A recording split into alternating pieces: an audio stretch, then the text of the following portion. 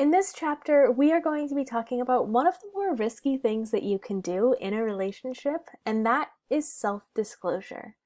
We'll be talking about what self-disclosure is, some of the theories of self-disclosure, the process of self-disclosure, as well as some of the effects.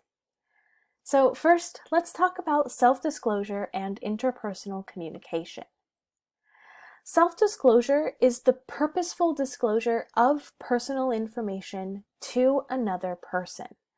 It doesn't always have to be super deep or anything like that. It can be anything from small talk to deep talk.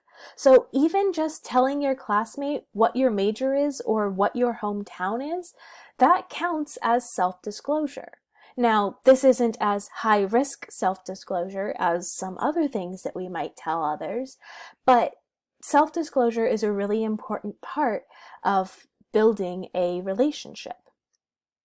And self-disclosure can, in fact, have really positive effects for interpersonal relationships when it works out well. It can help to deepen and strengthen those relationships and really solidify the bond between you and the other person. However, self-disclosure that does not work out well can often lead to embarrassment, lower self-esteem, relationship deterioration, or even relationship termination.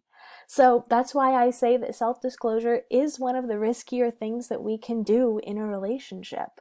We might tell someone one of our deepest, darkest secrets, and they might reject us for it. But on the other side, we might tell someone that deep, dark secret, and they might love us for it even more. So we have to figure out what to share with others and how much we should share with others. So that's what we're going to take a look at in this chapter.